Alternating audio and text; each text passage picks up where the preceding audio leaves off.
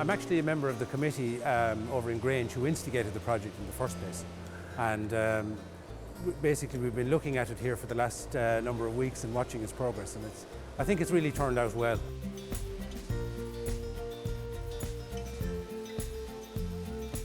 First of all, we started this project started back in June, July, where the tender stage, the locals, grange committee, they came down and asked us to know would we be able to send or forward, would we be able to do it, and we assured them that we would be able to do it.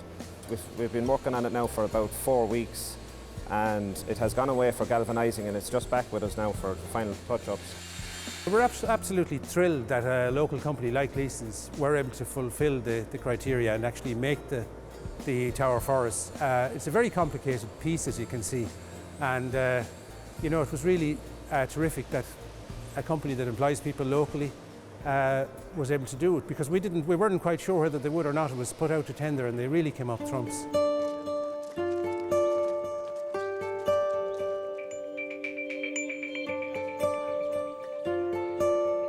The monument had actually disappeared for years because the forestry grew up around it, and when the forest was cut away at a certain stage, the monument became visible and everybody realised this thing is there. But when the new forest was planted, it was grand, you could come up here and you had a great view, but as the forest grew, the view disappeared. And we were cutting trees away from it and we were getting quilted to extend the bit that we're cutting further and further. But eventually we came to a situation where you just couldn't keep doing that. So we thought of the idea of why not make the monument a viewing point and put a stairs in at the back of it.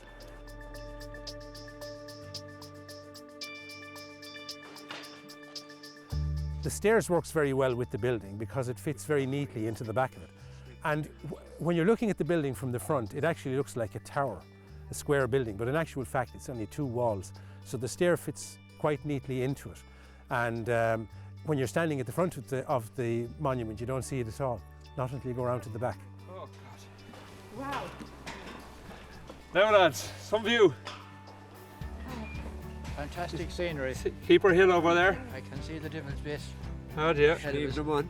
Slieve Rural Development was set up by local people back in the 1980s, 1990s as a group that would bring the 3 Catholic parishes and the Church of Ireland parish of Kilcooley-Curhan together, and that they would promote business and tourism in the area.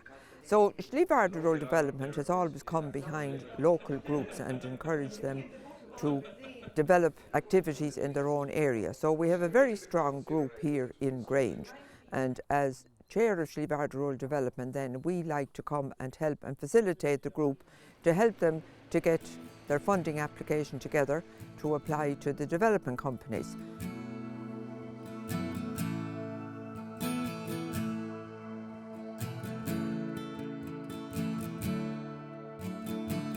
In the area here you have a number of looped walks, particularly here that we have developed in recent years.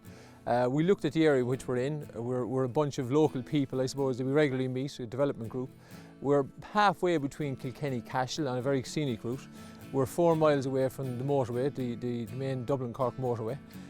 You get a lot of activity here. So what we have is a situation like a little mini paradise for walkers.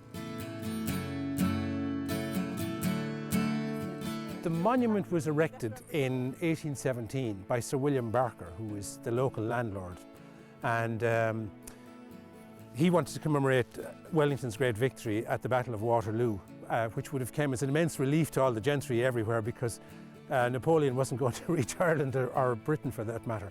And so it was tremendously important to them that Napoleon was defeated, and they really felt it needed to be celebrated. So that's how they came to build the monument.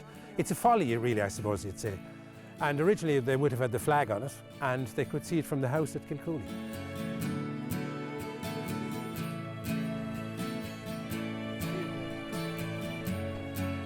Behind you can actually see the top of Slieve na Mon appearing over the range of the Slieve Hills. And as you sweep around from the Galtee Mountains, Keeper Hill, the Slieve Pheelums, the Devil's Bit, the Slieve Blooms, Spa Hill, right around to the Castlecomer Plateau. And even on a very, very clear day in wintertime, particularly if you have snow on them, you can see the Wicklow Mountains. That's some span of countryside.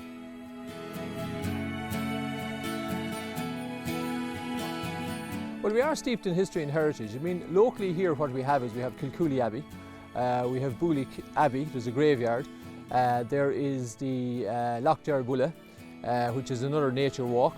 We have the Famine Museum, we have the War House, we have the old, there's a development, newly developed coal mining museum in Colebrook that's currently, let's say, I suppose it has started in recent times. Part of what we were hoping to do in Slieve Ard is to gel all of those together.